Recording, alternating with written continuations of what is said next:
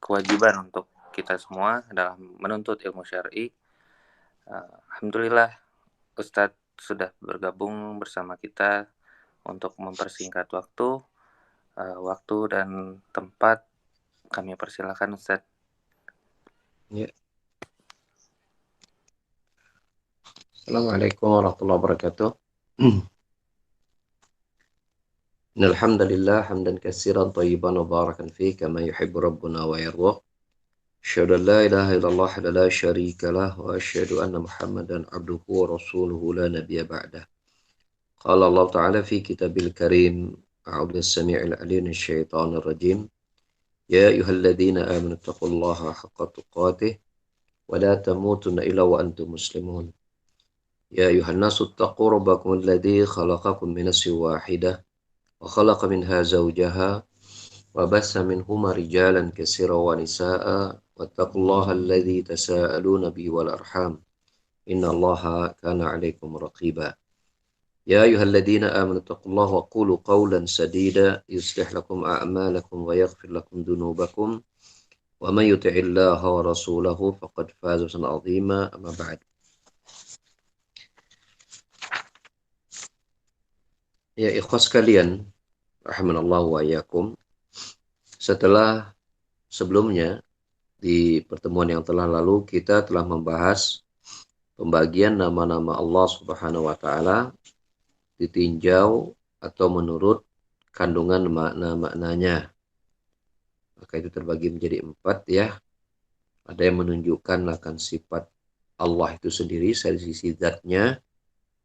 Ada yang menunjukkan pada perbuatan-perbuatannya, ada yang menunjukkan akan pensucian diri Allah sendiri dari berbagai macam aib dan kekurangan, dan ada satu nama yang menunjukkan atau yang mengandung banyak sifat.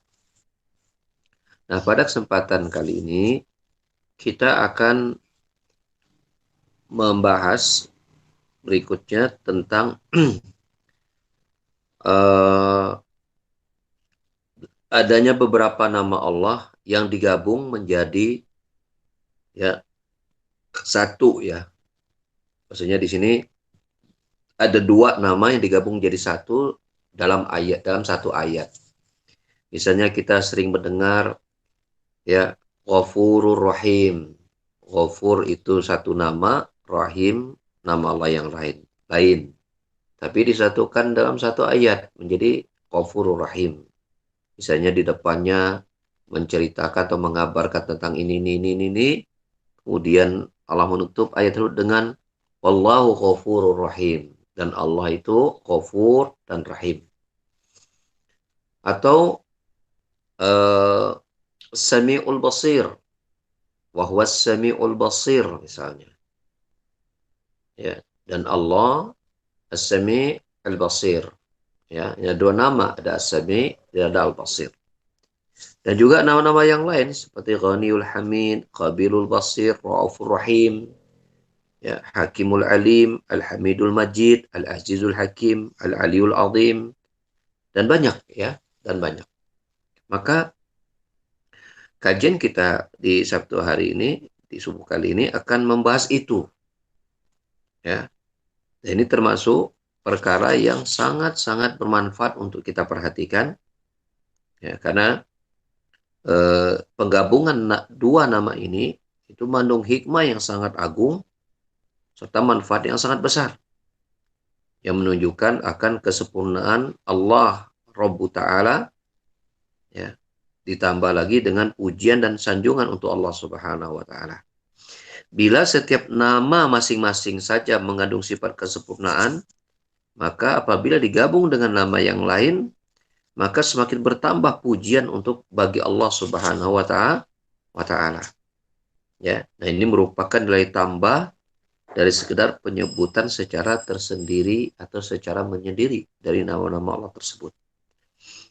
Nah, di sini penulis akan menyebutkan contoh sekitar 8 ya. 8 contoh. Nah, kita mungkin tidak akan kaji selesai kajian satu kali ini. Mungkin kita akan adakan 2 pertemuan. ya, supaya kita bisa memahami lebih detail dan lebih sempurna ya. Contoh yang pertama, kebanyakan di dalam Al-Qur'an disebutkan Al-Azizu, ya, Azizul Hakim, ya. Wa huwal Azizul Hakim. Al-Aziz dan Al-Hakim. Ya, Al-Aziz dalam terjemahan bahasa kita artinya Maha Perkasa, ya, Maha Perkasa. Al-Hakim artinya Maha Bijaksana dan juga zat yang menetapkan hukum. Ya, arti hakim itu artinya di sana ada hukum, ada hikmah di situ, kata Al-Hakim. Nah, kita sering mendapatkan satu ayat, ya, yang belakangnya itu bunyinya seperti ini. Wallahul aziz wa huwal azizul hakim, dan dia Allah itu al-aziz al-hakim. Ya. Apa maksudnya? Nah, tadi disebutkan contoh misal Allah itu al-aziz. Ya, al-aziz artinya maha perkasa. Ketika digabung dengan hakim, ya, digabung dengan hakim, maka Allah Subhanahu wa taala Maha Perkasa yang menetapkan hukum-hukum untuk manusia, dan hukum tersebut tidak dipenuhi dengan kezaliman, tidak dipenuhi dengan kecurangan dan perbuatan semena-mena. Tidak. Allah Al-Aziz, Maha Perkasa, menetapkan suatu hukum. Tapi hukum Allah mengandung keadilan, penuh dengan hikmah, jauh dari berbagai macam kecurangan, perbuatan semena-mena, kezaliman. Itu tidak. Berbeda, ya, yang ada pada diri makhluk, ya, yang ketika mereka perkasa, gitu kan, ketika mereka perkasa, mereka membuat sebuah aturan. Ya, perkasa itu mereka memiliki jabatan, memiliki kekuasaan. Ketika mereka membuat aturan, maka sebagaimana sifatnya sebagai manusia, tentulah aturan-aturan mereka itu, ya, memiliki banyak apa? Banyak kekurangan.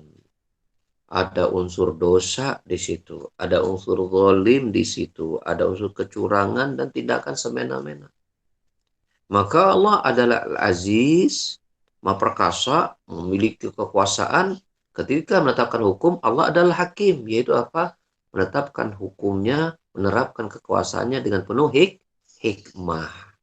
Al-Aziz perkasa, ya, memiliki kekuasaan, menetapkan suatu aturan, tapi Al-Hakim ketika digabungkan di situ, maka aturan Allah itu penuh dengan hikmah dan keadilan.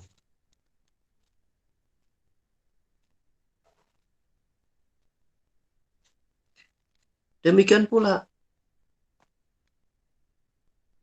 ya, sebaliknya misal, ketika kita dahulukan kata Al-Hakim, Allah menetapkan hukum, maka hukum Allah itu penuh dengan kekokohan hukumnya, tidak mengandung kerendahan.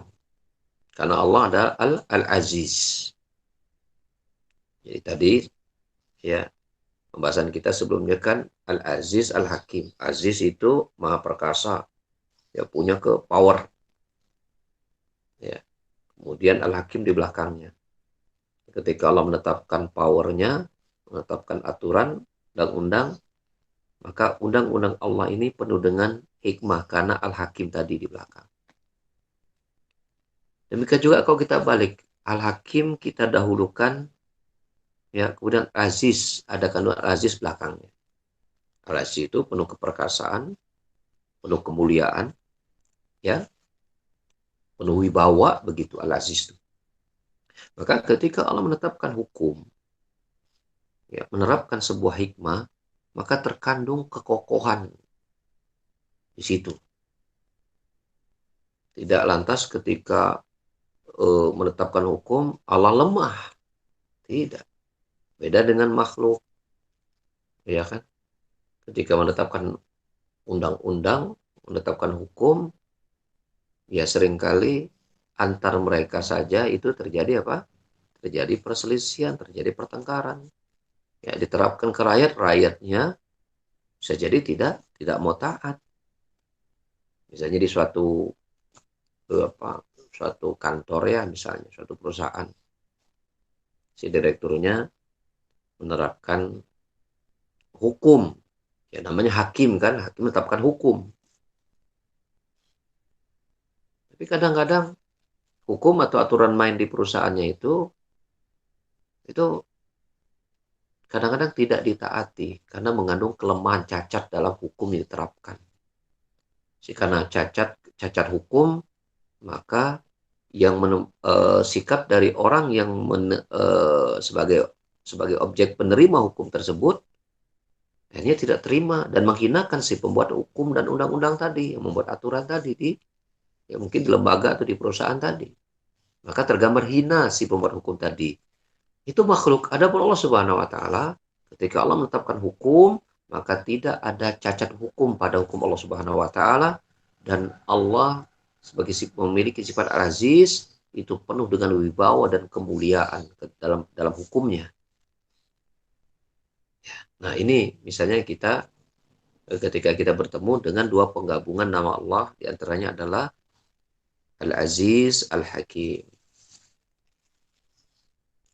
Jadi kalau misalnya kita ulangi, ketika Allah Al-Aziz menetapkan hukum, menetapkan peraturan karena keperkasaannya, tapi Al-Hakim itu penuh hikmah. Ya, tadi sudah kita bahas Al-Hakim itu kan punya kandungan makna dua. Satu, membuat hukum. Yang kedua, punya kandungan hikmah. Hakim itu ada hikmah, ada hukum, kata Al-Hakim. Ya. Nah, Al-Aziz, Maha Perkasa. Praktek penggabungan keduanya, ketika Allah sebagai Maha Perkasa menerapkan undang-undang, menetapkan suatu syariat, maka penuh dengan hikmah karena ada Al-Hakim di situ kan. Sebagai satu dari dua makna dari Hakim tadi, penuh dengan hikmah. Atau kita balik, Allah menetapkan hukum, tapi hukum Allah adalah penuh dengan izzah karena Allah punya nama Al-Aziz. Ketika menetapkan hukum, Allah itu tidak lemah. Tidak ada cacat hukum dari hukum yang Allah terapkan. Penuh dengan kesempurnaan dan punya nilai tekan gitu pada kekuatan hukumnya. Selain tidak cacat hukum dan punya nilai tekan. Ini hukum Allah Subhanahu wa taala. Ada power di situ ketika hukum itu ditegakkan. Ya.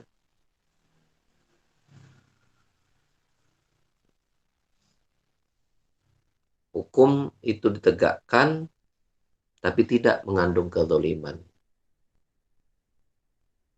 Ketika hukum itu ditegakkan penuh dengan power di situ. Nah, begitu. Hukum ditegakkan ya, sebagai sifat aziz bagi Allah dan Al-Hakim sebagai penyeimbangnya. Contoh yang kedua, Al-Ghaniyul Hamid. Al-Ghani itu maha kaya. Hamid itu maha terpuji.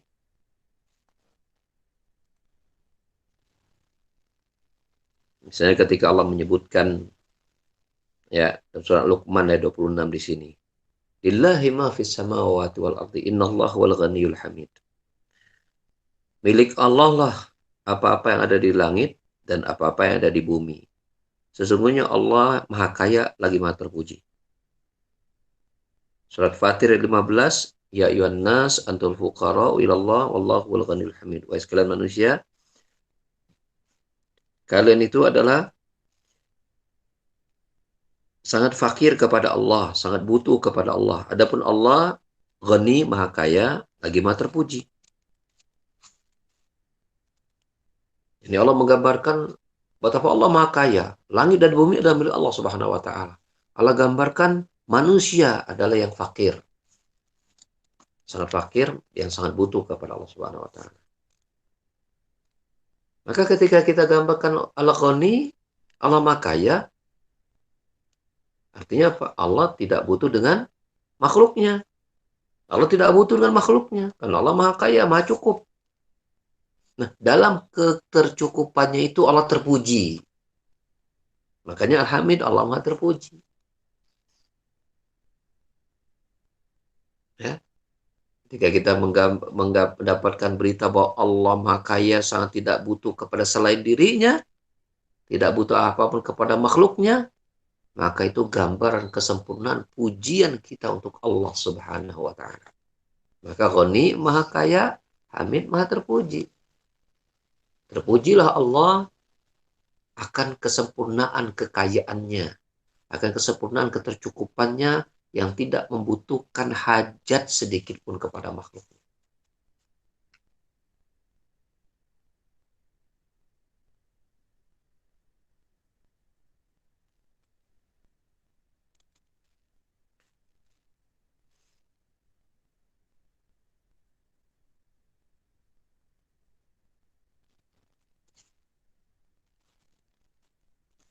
Oleh karena itu kita dapati, karena Allah Maha Kaya, ya, miliknya langit dan bumi miliknya, dan kita menikmati kekayaan Allah tersebut dari semua yang Allah sediakan di langit dan di bumi untuk kita. Kita bersyukur kepada Allah atas kebaikan-kebaikan Allah buat kita tadi. Karena kekayaan Allah kita nikmati, kita bersyukur kepada Allah. Bersyukurnya kita apa? Kita memuji Allah dengan ucapan apa? Alhamdulillah. Maka Allah Maha Terpuji. Kita memujinya atas kita menikmati kekayaan Allah Subhanahu wa taala tadi.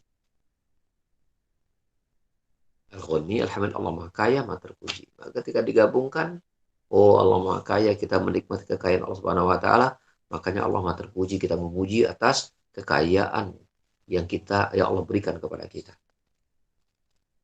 Ya. Nikmat-nikmat rezeki yang Allah curahkan kepada kita. Atau sebaliknya. Kita membahas Maha Terpuji dan Maha Kaya. Maka kalau kita bahas tinjauan yang kedua ini, kalau tadi kan Maha Kaya, Maha Terpuji. Karena Allah kaya, tidak butuh dengan makhluknya, maka di situ letak kesempurnaan pujian untuk Allah Subhanahu wa taala, dan kita pun memujinya. Sekarang kita balik.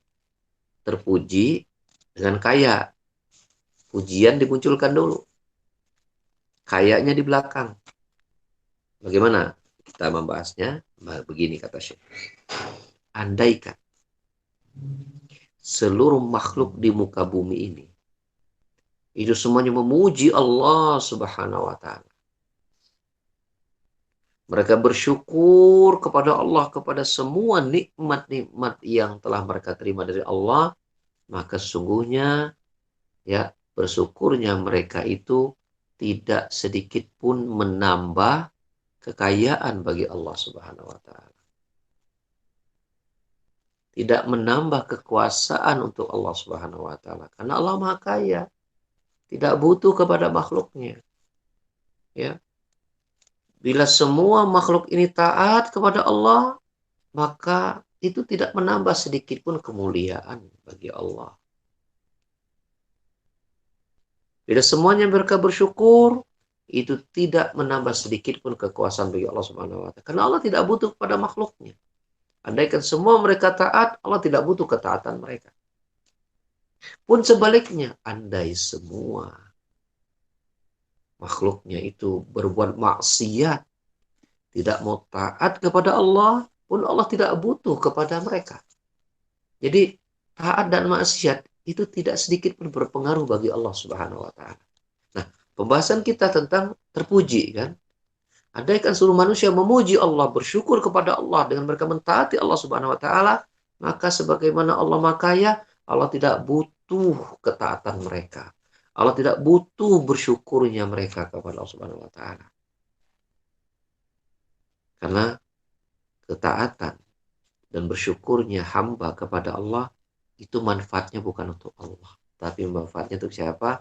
Kembali kepada hamba itu sendiri. Adapun Allah Ghani, Maha Kaya, Maha Cukup, tidak butuh pada hamba-hamba.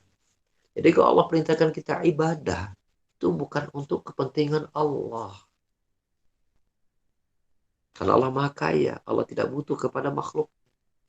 Tapi kita taat dan beribadah kepada Allah untuk kepentingan kita sendiri. Agar kita diselamatkan oleh Allah dari azab neraka dan dimasukkan dengan kasih sayang Allah ke dalam surga. Begitu. Nah, kalau kita kenal Allah, Allah Maha Kaya, Maha Terpuji, ingat capek, letihnya kita itu nggak sedikit pun bermanfaat bagi Allah. Allah tuh nggak butuh sama kita gitu. Maka Allah mengatakan, ya ayuhan nas, antumul fuqara ilallah. Ya, surah Fatih 15 tadi. Wahai sekalian manusia, kalian itu sangat butuh kepada Allah. Adapun Allah itu tidak butuh kepada kalian. Gitu. Kalau kalian taat saja Allah nggak butuh, apalagi kalian maksiat, kan begitu. Nah itu dalam kita mengenal nama Allah Al-Ghaniyyu Al-Hamid, Maha Kaya dan Maha Terpuji. Contoh yang ketiga. Di dalam surat Asy-Syu'ara ayat 9 dan beberapa tempat masih di surat yang sama, Asy-Syu'ara, itu berulang kali ayat itu, yaitu kisah tentang para nabi, ya, surat Asy-Syu'ara itu beberapa kali kisah para nabi dengan kaumnya itu Allah tutup dengan ayat, ya, wa inna rabbaka lahuwal azizur rahim, sesungguhnya Rabbmu itu dialah yang maha al-aziz ar-rahim. Nah, kita ketemu lagi dengan al-aziz dan ar-rahim. Maha perkasa, memiliki wibawa, tapi ar-rahim, maha penyayang. Nah, ini dalam konteks apa? Dakwah para nabi dengan kaumnya. Ini dia tanya dalam surah Asy-Syu'ara. Beberapa tempat Allah tutup dengan kata Allah Al-Aziz, Allah Ar-Rahim. Allah Maha Perkasa, juga Allah Maha Penyayang. Dalam konteks apa? Kisah para nabi bersama kaumnya. Dan kita tahu, ya, seringkali sikap kaum yang didakwah oleh para nabi, sikapnya menentang dan menghinakan Rasul-Rasul, Nabi-Nabi Allah yang datang kepada mereka tersebut. Maka Allah tutup dengan ayat Al-Aziz Ar-Rahim. Allah Al-Aziz, Allah Maha Perkasa pun di bawah, ya. Maka Allah Subhanahu wa taala, ya, akan apa? Akan menjaga, karena Allah Maha Perkasa, ya. Allah akan menjaga, menguatkan dan menolong dan membantu para nabi dan rasul. Karena Allah Maha Aziz, Allah Maha Perkasa. Maka Allah akan kuatkan para nabinya untuk berdakwah kepada kaumnya. Dan ini bentuk kasih sayang Allah kepada para nabi tersebut. Nah gitu kan. Al-Aziz Ar-Rahim. Allah Aziz, Maha Perkasa, penuh dengan power, penuh dengan wibawa. Maka Allah pasti akan menguatkan dan menolong berdakwah para nabinya. Dan itu bentuk Ar-Rahimnya Allah. Bentuk apa? Kasih sayangnya Allah kepada para nabinya tersebut. Dan orang-orang yang mendakwahkan dakwahnya, ya, mendakwahkan dakwah di jalan Allah Subhanahu wa taala. Ini berita gembira. Ya Allah Al-Aziz Ar-Rahim. Al-Aziz, Allah Maha Perkasa, saya ulangi lagi. Maha Perkasa, baik, Maha Power gitu kan. Powerful, memiliki power yang sangat kuat, ya, penuh dengan wibawa. Maka Allah pasti akan menguatkan dan menolong para nabi dan rasulnya menghadapi musuh-musuh dakwah mereka. Dan Allah Ar-Rahim itulah bentuk kasih sayang Allah kepada mereka para nabi dan rasul tersebut. Dan Allah sebagai zat yang maha berkuasa, ya, ketika di hari kiamat Allah tampakkan kekuasaannya dengan mengadab orang-orang penentang dakwah nabi dan rasul tersebut. tampaklah kekokohan kuasa Allah yang sempurna tersebut, ya, dengan Allah mengadab mereka, dan Allah masukkan tentu kepada para nabi, dan orang-orang mengikuti dakwah para nabi itu ke dalam surga sebagai bentuk kasih sayang Allah kepada mereka. Di dunia Allah tolong mereka dalam dakwahnya, dan di akhirat Allah masukkan mereka ke dalam surga.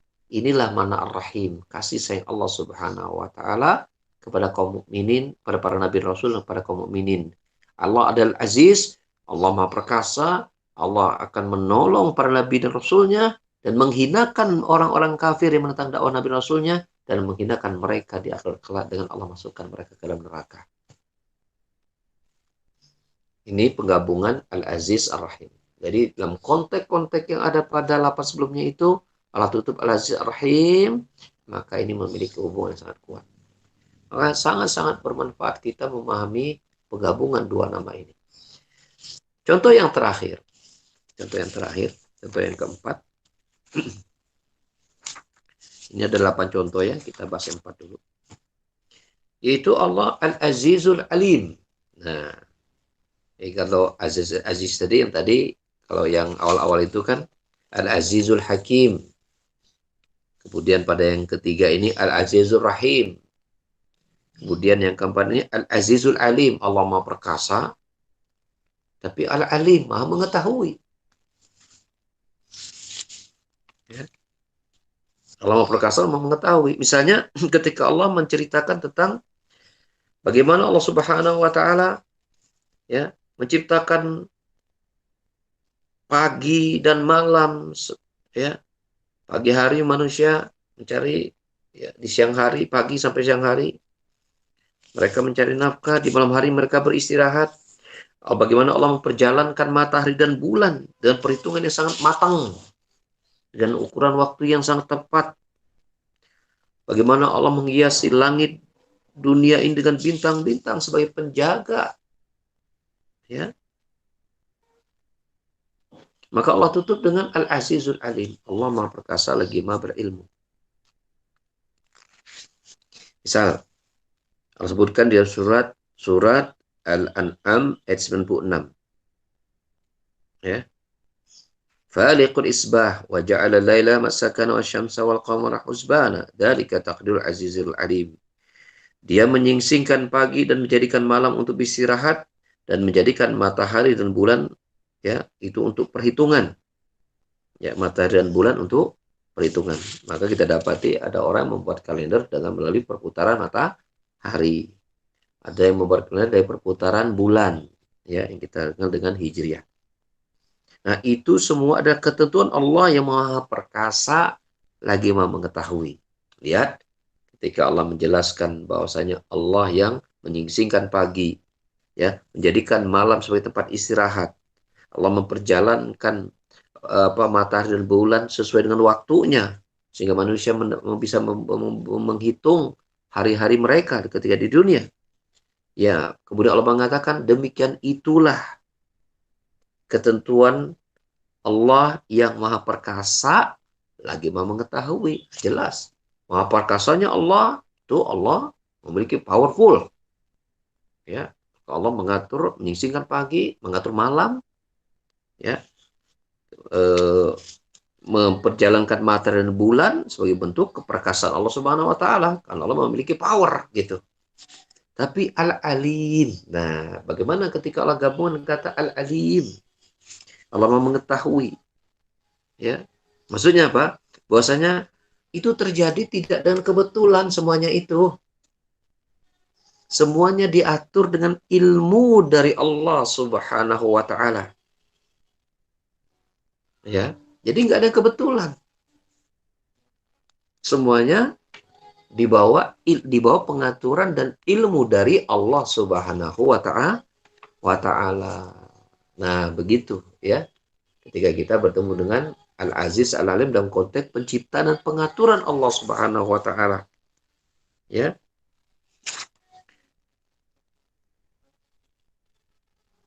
Dan bagaimana Allah Subhanahu wa taala menjadikan, ya, mengatur bintang-bintang sebagai perhiasan bagi langit dunia, itu semua bukan asal-asalan. Allah mau berkuasa menciptakan bintang-bintang dan menghiasi langit dengan bintang-bintang, itu Al-Aziz. Tapi Allah Al-Alim, itu semua Allah lakukan tentu dengan perhitungan dan ilmu dari Allah Subhanahu wa taala. Nah, ini kurang lebih 4 contoh dari penggabungan 2 nama Allah Subhanahu wa taala yang Allah sebutkan dalam satu ayat, ya, dari beberapa surat dalam Al-Qur'anul Karim.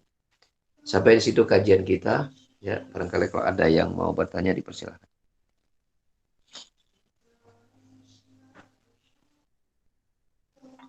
Alhamdulillah, jazakallahu khairan Ustadz atas materinya, pemaparan materinya.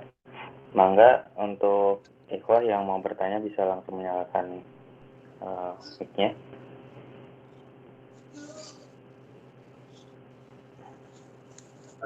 Assalamualaikum Ustaz. Ya, waalaikumsalam warahmatullahi wabarakatuh. Ustaz, berkaitan dengan nama-nama Allah, Al-Ghani, terutama Al-Ghani.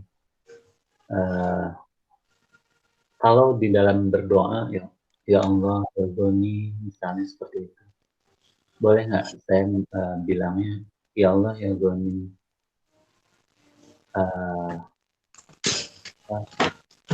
janganlah saya orang yang kaya, misalnya, Ustaz. Kan boleh seperti itu. Ini agak ada suara musik nih, jadi kurang terlalu kedengaran ini.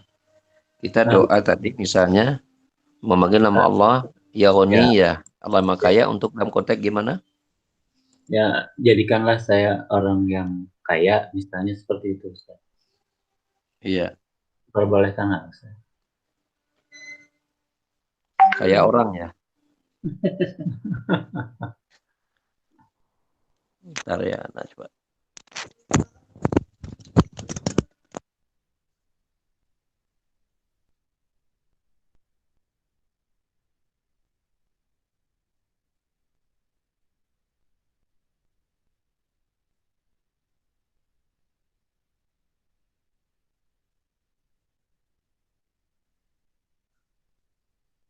Akan dengeran.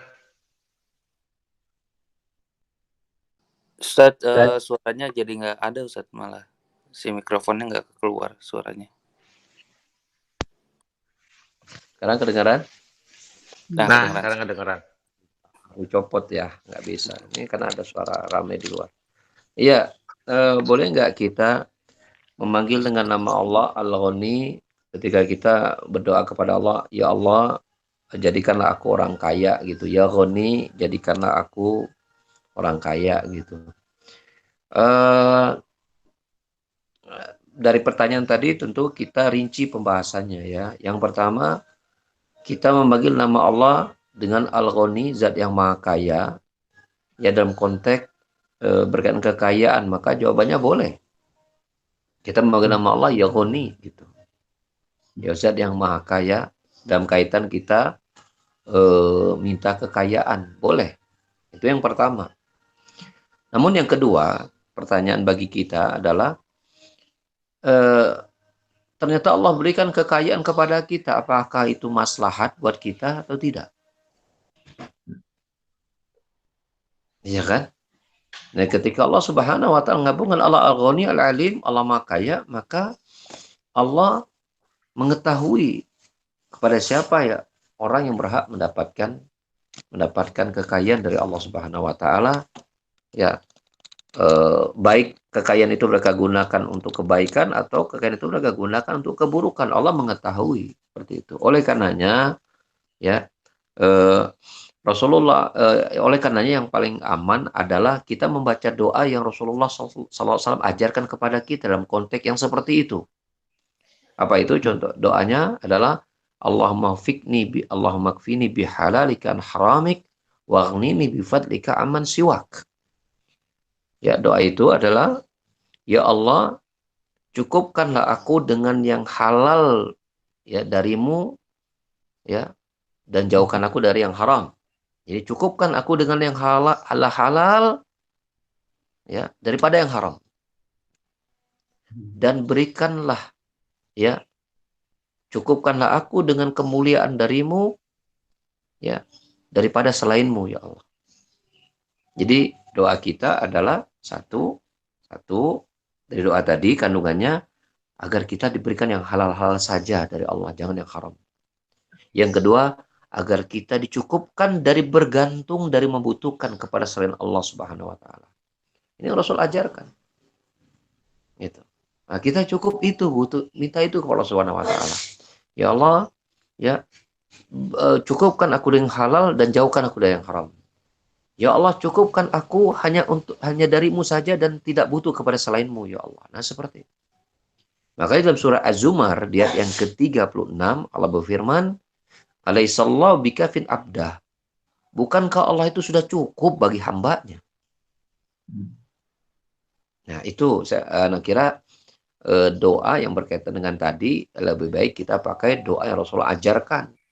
Yaitu dengan doa tadi, Allahumma kfini bihalalikan haramik, wa'ni bifadlika amman siwak. Ya Allah, cukupkan aku dengan yang halal, ya, dan dari yang haram. Ya Allah, cukupkan aku dengan kemuliaanmu, ya, dan tidak kepada selainmu, ya Allah. Begitu. Kalau Allah sudah memberikan kecukupan kepada kita, ya, bukan saja halal, tapi juga sesuai dengan kecukupan yang kita butuhkan di dunia kita. Dan bila Allah memberikan itu kepada kita, maka harta yang kita dapatkan, apapun yang kita miliki jadi barokah dengan doa tadi. Nah, yang kita cari itu dalam hidup, kan, kebarokahan dalam hidup kita.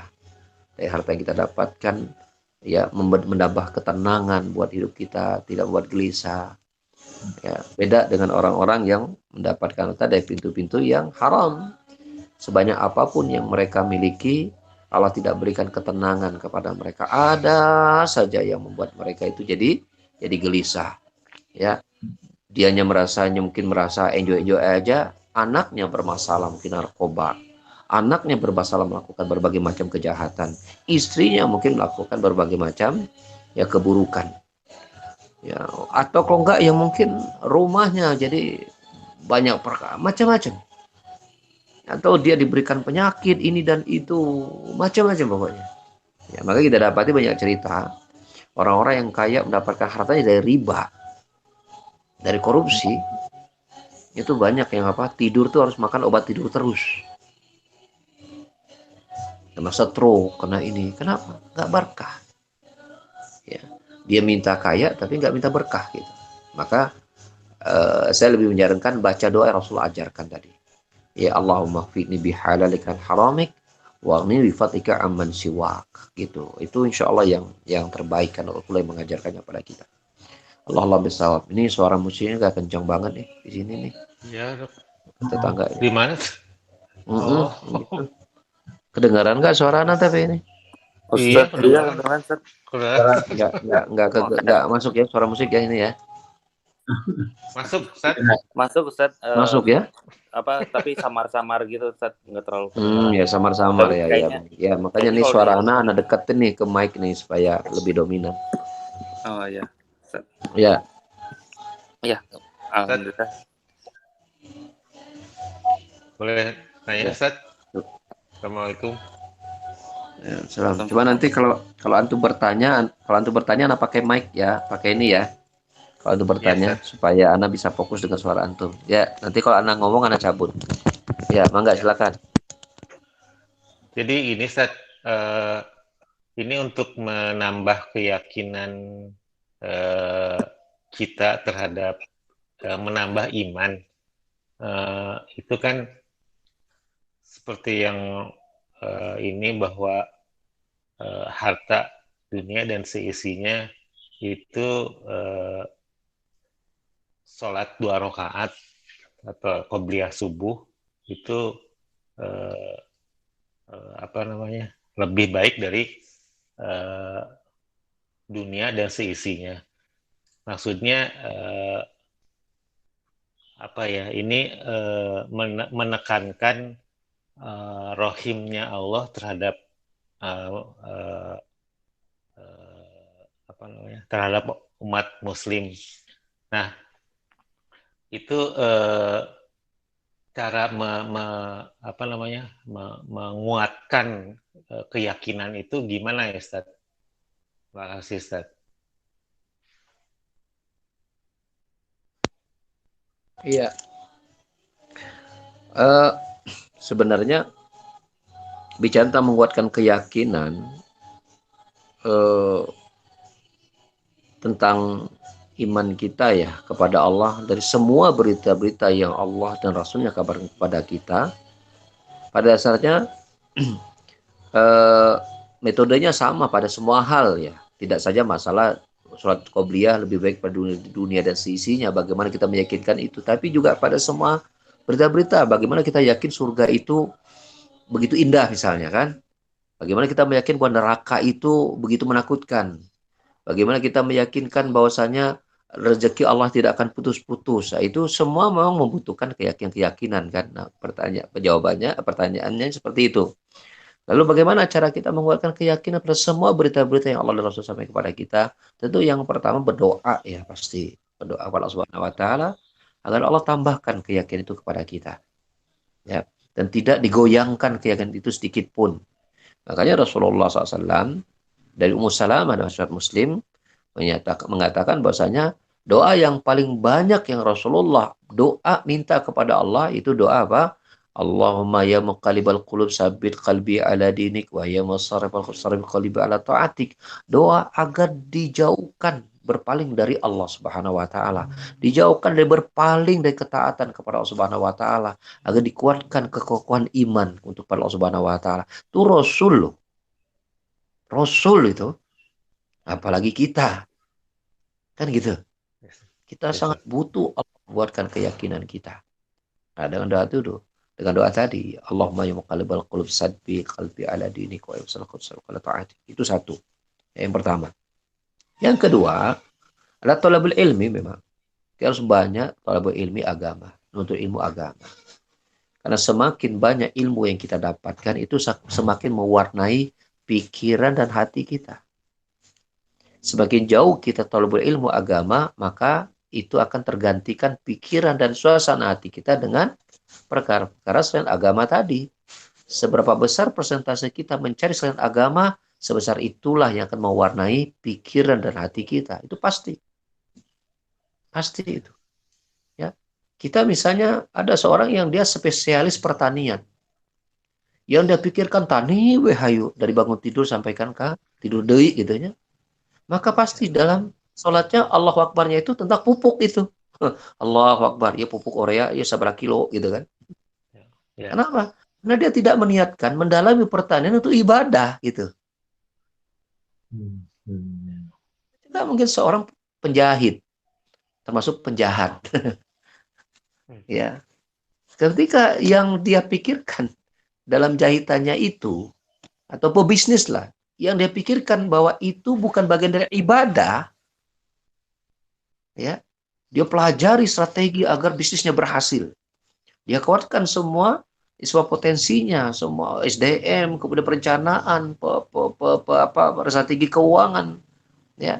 Mudah-mudahan pikir yang dia tidak dasarkan itu bagian dari mencari rezeki yang halal, bagian dari ibadah, maka pasti dalam sholatnya akan mendominasi. Maka sering kalau ada yang bertanya, Ustaz, bagaimana sholat saya khusyuk? Gitu. Jawabannya gampang. Di luar sholat, bawa Allah selalu. Ya. Kalau di luar sholat Allah dibawa, pasti dalam sholat itu akan menguat. Kan begitu logikanya. Ya. Ya. Tapi kalau di luar sholat, ya Allah ditinggalkan, maka dalam sholat pikiran di luar Allah itu akan menguasai sholat. Nah itu yang kedua. Jadi dengan kita belajar ilmu agama, semakin banyak pengetahuan kita tentang agama Allah Subhanahu wa taala, maka itu pasti akan mendominasi pikiran dan suasana batin kita. Ya, jadi itu akan menguatkan keyakinan. Yang ketiga adalah banyak kita muhasabah tentang kematian, tentang akhirat. Ya, banyak tafakur kita bahwasanya umur kematian itu tidak lihat umur, kapanpun Allah bisa ambil nyawa kita. Ya, maka kapan lagi kita untuk yakin dan tawakal sama Allah kalau enggak sekarang sebelum Allah cabut nyawa kita? Masih ragukah kita dengan Allah? Coba kalau kita mati dalam keadaan kita ragu tentang Allah Subhanahu wa taala. Tidakkah kita khawatir itu jadi suul khatimah? Kan begitu. Yang keempat itu banyak tadabbur Al-Qur'an. Coba saya sebutkan satu ayat. Ini rata paham ayat ini nih. Allah berfirman, "Lau anzalna hadzal Qur'ana 'ala jabalin la ra'aitahu khashi'an mutasaddian min khasyatillah." Allah berfirman begini, kalau seandainya kami turunkan Al-Quran itu kepada gunung, maka engkau akan lihat gunung itu akan apa? Hancur, pecah berantakan, saking takutnya mereka kepada Allah. Bayangkan, kalau Al-Quran ini, itu isinya ucapan Allah semua itu. Diturunkan kepada gunung, gunung akan hancur, saking gak kuatnya mereka menahan ucapan Allah tersebut. Maka demikianlah bila kita ingin menghancurkan kekerasan hati kita, yang itu membuat tipisnya iman kita tadi, kurangnya keyakinan kita tadi apa? Dekati Al-Quran. Pelajari kandungan maknanya. Maka itu insya Allah akan apa? Bisa membuat hati kita semakin lembut. Ya, membuat hati kita semakin apa? Semakin mudah untuk yakin kepada Allah akan semua berita-beritanya.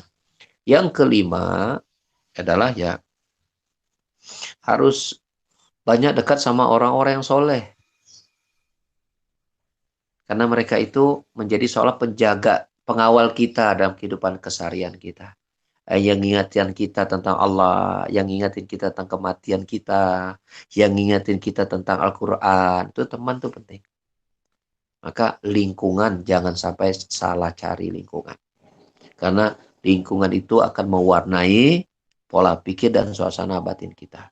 Semakin banyak kita berteman dengan orang yang mengingatkan kita tentang akhirat kita, maka semakin juga hati kita terwarnai dengan perkara-perkara tersebut. Ini kurang lebih 5 poin besar yang saya pahami. Bagaimana kita istiqomah dalam agama kita, bagaimana kita tetap yakin bahwa Allah Subhanahu wa taala adalah zat sesembahan kita, pada kita mau bergantung dengan 5 perkara tadi. Bisa diulangi, naon wae? Ya, Ustaz. Yang pertama, Yang pertama berdoa. Yang kedua, Tolabul ilmi, belajar. Tolabul ilmu, ya.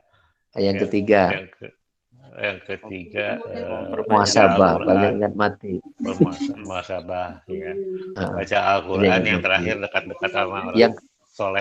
Yang keempat baca tadabbur Al-Quran. Yang kelima ya berteman dengan orang soleh. Ya. Insyaallah, Ustaz. Syukran, Ustaz. Ya, insyaallah khair. Ada lagi? Iya, Ustaz. Ada lagi pertanyaan?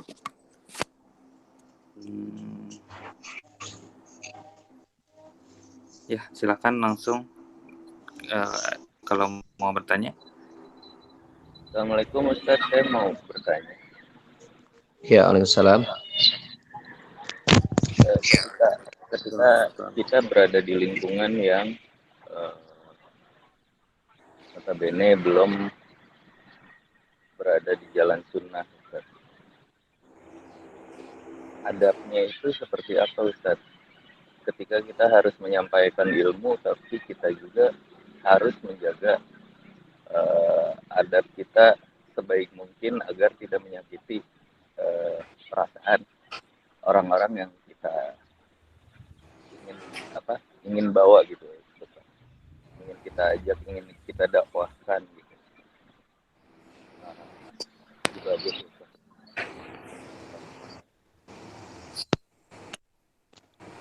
Iya. Buat sekalian, Allahu a'yakum.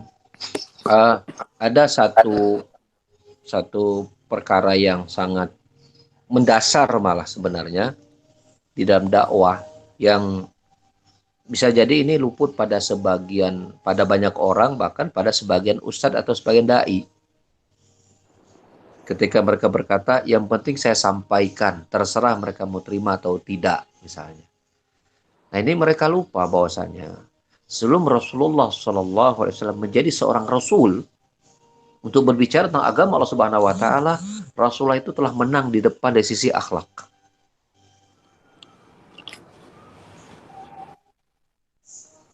Rasulullah diangkat menjadi seorang Rasul di umur 40 tahun. Tapi sebelum jadi Rasul, di umur 40 tahun, Rasulullah telah menyandang Al-Amin sejak beliau masih remaja. Orang yang terpercaya. Orang yang lurus akhlaknya. Orang yang ucapannya santun. Orang yang amanah. Orang yang indah. Berbagai macam akhlak-akhlak mulia yang beliau miliki. Maka oleh karena itu, ya, itu pelajaran berharga buat kita. Bu, ya sebelum kita ngomong gitu kan, misalnya kita ini berada di lingkungan orang yang belum ngaji nih, yang belum kenal, jangan tentang sunnah, sholat aja dia mungkin nggak sholat gitu kan, omongannya kasar segala macam. Maka sebelum kita berbicara dengan lisan kita, maka berbicaralah kita dengan perbuatan kita. Itu penting. Itu penting. Ya, itu penting. Jadi kita harus punya dalam pandangan orang itu, kita sudah menanam pemahaman bahwa kita orang yang dipercaya kok ngomong gitu. Paham ya? Situasikan dulu begitu. Kalau kita ngomong itu dia percaya gitu. Karena apa? Karena dia melihat dari tingkah laku kita, adab kita, dari kita ngobrol kok kayaknya santun, sopan, nyaman, terus kemudian juga tidak sembarangan gitu kan, berkualitas gitu kan. Bukan bicara agamanya dulu tuh, kita nggak bicara agama dulu itu, ya. Kita bicara tentang bagaimana kita punya nilai tawar baik dulu dalam pandangan dia. Ketika kita bicara, kita nyeles nih ya, kita ngomong, dia langsung beli dagangan kita misalnya. Maka marketingin dulu sebelum diselling. Sebelum jualan tuh marketing dulu. Tahu nggak bedanya marketing sama selling? Beda. Kalau selling, marketing itu kita memasarkan produk supaya orang mau beli. Kalau selling itu adalah kita bagaimana orang tuh beli langsung gitu loh. Nah ini kita ini sering masuk kepada selling pada marketingnya belum. Maksudnya kita marketingin dulu. Marketingnya dalam bentuk apa? Supaya orang ini punya tertanam dalam opini dia, saya pengen beli nih gitu. Nah, kita marketingin dulu. Jadi begitu juga dalam dakwah. Bagaimana kita itu orang punya keinginan, muncul keinginan mau mendengar ucapan kita yang isinya dakwah gitu kan. Nah, kita marketingin dulu dengan apa? Lisan kita yang baik, yang jujur, yang amanah, nyaman, murah senyum, someah gitu kan. Kemudian kita juga berehan gitu kan, dermawan. Ya, ke tetangga baik, ke orang tua santun, ke saudara tepasea gitu kan, ibaratnya begitu. Ya, ke anak juga penyayang, ke orang tua berakhlak baik gitu kan. Ke tetangga juga nggak ada masalah, kerjaan profesional, wajah ganteng misalnya. Ah, sudah cocok. Masuk tuh dakwah tuh. Gitu kan? Itu nah istilah berehan teh naon tutulung kanu butuh, tatalang kanu susah, mere mewe ka manusia kan gitunya. Mantap tuh. Biasanya kita kalau sudah punya akhlak baik, kita bicara agama, itu cenderung orang kalaupun nggak menerima, menghargai. Itu penting. Itu penting. Ya. Jadi marketingin dulu, personal branding kita itu marketingin dulu. Kita punya personal branding nggak gitu? Yang orang lihat kok tahu, oh iya si jenggot mah. Nah, baca kan si jenggot kan, branding kita tuh udah jenggot tuh, si jenggot itu brandingnya kan. Eta si jenggot mah, ya, si ngatung celana tehnya, tapi udah bagar eta jelema. Nah itu brandingnya dapet tuh.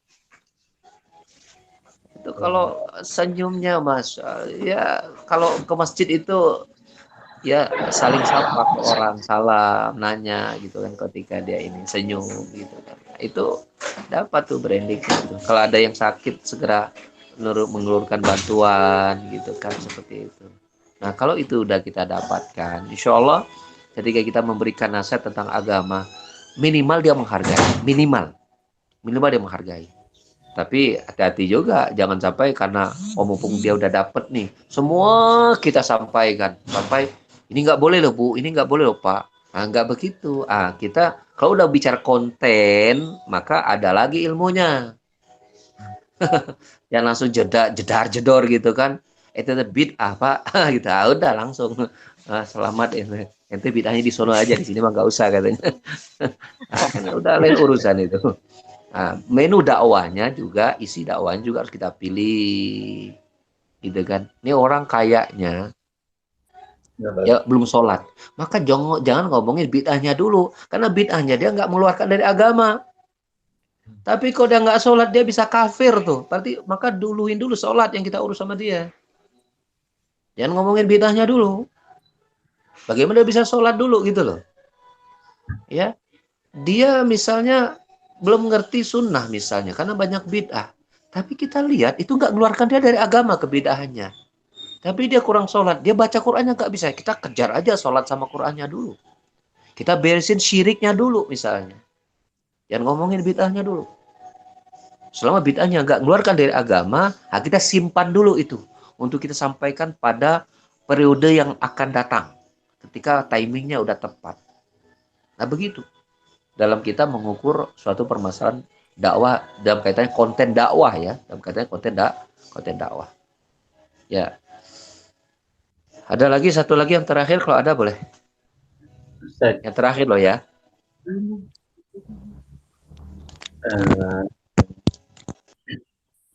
Ini berkaitan dengan pertanyaan tadi Gavi, Ustaz. Kalau Gavi bertanya bagaimana mendakwahi orang, mengajak orang untuk bergabung. Kalau saya kebalikannya, Ustaz. Terkadang saya sebagai misalnya orang lain yang mengajak saya. Kemudian saya melihat dari sisi luarnya, Ustaz. Seperti tadi Ustaz bilang bahwa sebelum selling, marketing dulu, gitu, misalnya seperti itu. Tapi ketika dia mau menjelaskan sesuatu, saya melihat orangnya dulu justru. Misalnya seperti tadi penampilannya, katakanlah tidak berjenggot, misalnya, tidak cingkrang, misalnya. Nah ini saya malah, ketika dia mau bicara masalah agama aja, hati saya tuh seakan-akan negatif duluan gitu loh, Ustaz. Nah ini gimana? Apakah saya salah menyikapi seperti itu?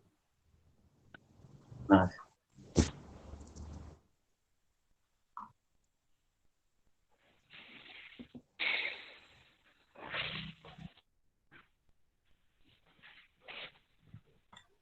Ustaz, Kurang hilang ya. tidak terdengar. Satunya penampilan. Tetapi menjadi salah satu penilaian yang penting. Gitu. Coba misalnya kita dapati ada orang yang bertato di mukanya, pakai peci haji, gitu kan? Kemudian dia ngomong agama, walaupun dia udah tobat dari masa lalunya, tetap orang itu agak ragu dengernya. Benar kan? Nah gitu. Jadi memang dia bukan penilaian salah satunya, tetapi itu menjadi salah satu faktor penting untuk agar apa yang dia dakwahkan itu tidak diawalin kecurigaan dulu dari orang lain. Nah begitu juga ketika kita bicara tentang sunnah gitu kan, untuk diri kita ataupun untuk orang lain. Sulit kita ingin istiqomah di atas sunnah, mendapatkan orang-orang yang kita dengarkan pembicaraannya, yang dari si penampilannya memang belum sunnah gitu. Itu dipaksa-paksain juga tetap gitu. Itu. Ya sama ya kalau kita bicara tentang ada seseorang yang dia mungkin mungkin dia seorang dokter misalnya. Ya. Ketika dia nggak pakaian dokter, dia harus memperkenalkan dulu, mengaku dulu, saya seorang dokter gitu kan. Tapi beda ketika dia sudah langsung pakai pakaian dokternya gitu. Dia nggak ngomong juga, orang udah oh ini dokter nih gitu kan. Nah, itu kan menjadi mempermudah dia untuk menyampaikan ilmu kesehatan kan. Nah begitu kurang lebih gitu. Seperti itu. Jadi penampilan memang bukan penilaian satu-satunya, tapi menjadi salah satu penilaian yang cukup penting agar apa yang disampaikan seseorang itu dipercaya gitu. Itu harus, makanya Rasulullah SAW tidak mengecilkan masalah pakaian, tidak mengecilkan. Ya, ketika ada seseorang bertanya kepada Rasulullah SAW, ya Rasulullah, idza kana rajul ahabbu ayyakuna sawwa hasanan wa ana lahu hasanatan. Ya Rasulullah, bagaimana dengan seseorang yang yang berkeinginan memiliki pakaian yang bagus, memakai sandal yang bagus, sombong bukan? Apa kata Rasulullah? Innal jam yuhibbul jamal. Allah itu indah dan menyukai keindahan. Lihat bagaimana Islam ya memperhatikan masalah apa? Keindahan dalam penampilan.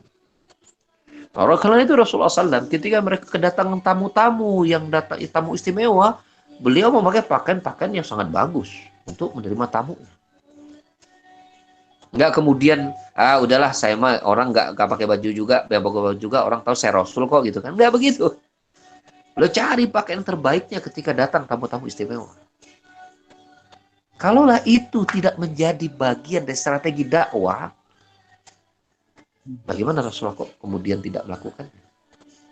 Bagaimana kok Rasulullah SAW meninggalkannya? Kalau itu bukan bagian dari kalau itu bukan bagian dari strategi dakwah, bagaimana kok Rasulullah kok malah melakukannya? Berarti menunjukkan penting masalah itu. Nah, demikian pula kita kemudian ada orang yang ingin bicara agama sementara kita tahu kita cinta sunnah, jadi penampilannya dia tidak menghadirkan nilai sunnah seperti tidak berjenggot. Karena semua para nabi berjenggot. Hatta orang Kristen pakai jenggot. Lihat orang Buddha pakai jenggot. Lihat orang Hindu, ya orang India itu pakai jenggot. Jenggot itu perkara yang sudah ma'ruf di semua agama gitu loh. Jadi nggak usah dipertentangkan gitu. Itu sudah satu simbolis ya orang yang taat agama gitu. Jenggot tuh. Sudah, itu semua agama begitu. Saya coba tes itu. Orang India itu, orang Hindu itu kan digambarkan kan jenggotan semua. Gitu, orang Kristen gitu kan jenggotan semua. Yahudi coba, pendeta-pendeta Yahudi jenggotan semua. Oh, kenapa ketika kita ingin agar seorang bicara tentang agama, kemudian dia tidak menumbuhkan jenggotnya untuk sebagai simbol bahwa dia orang yang taat pada agamanya, kan begitu. Nah, apalagi jelas kita lihat Rasulullah SAW jelas-jelas menekankan untuk memanjangkan jenggot, kan jelas gitu kan seperti itu. Jadi wajar saja sih sebenarnya kalau kita agak ragu dengan orang ini bicara tentang agama sementara dia sendiri belum memanjangkan jenggotnya segala macam seperti itu, ya wajar saja, wajar. Walaupun tentu kita tidak boleh juga lantas kita menutup mata pada semua perkataannya, menutup telinga pada semua apa yang dia sampaikan. Ya, tergantung permasalahannya apa. Kalau permasalahan yang benar yang kita ketahui, maka kita tidak boleh menolak kebenaran itu karena ketidakadaan jenggotnya, karena ketidakcingkerangannya, nggak boleh. Seperti ada orang yang nggak pakai jenggot, pakai celana pendek misalnya. Ya, dia berbicara bahwasanya apa? Riba itu haram. Apakah kita mengatakan ini orang nggak benar karena nggak pakai jenggot? Enggak kan? Kita tetap setuju bahwa riba itu haram. Gitu. Nah, seperti itu. Jadi memang harus kita rinci ya, memang. Cuma secara umum iya, kita merasa kurang nyaman, merasa kurang yakin, merasa kurang mantap gitu dengan orang yang berdakwah kemudian dia tidak memanjangkan jenggotnya atau tidak mungkin mengangkat kaki. Walaupun masalah cingkrang itu ulama ikhtilaf ya. Ulama ikhtilaf tentang masalah. Tapi kok jenggot ini yang semua ulama sepakat. Ya, itu pertanyaan terakhir dan saya kira kita cukupkan kajian kita di hari ini. Untuk pekan depan, karena Sabtu kedua, maka kajian kita geser ke hari Ahad untuk pekan depan. Ya, karena Sabtu depan itu saya ada kajian di Buah Batu di Jensi di Bandung sini. Ya, kajian subuh Sabtu. Ya, jazakumullahu khairan wa barakallahu fikum. Subhanakallahumma bihamdika asyhadu an la ilaha illa anta astaghfiruka wa atubu ilaik. Wa akhiru da'wana alhamdulillahirabbil alamin. Assalamualaikum warahmatullahi wabarakatuh. Waalaikumsalam warahmatullahi wabarakatuh. Waalaikumsalam warahmatullahi Jazakallahu khairan. wabarakatuh.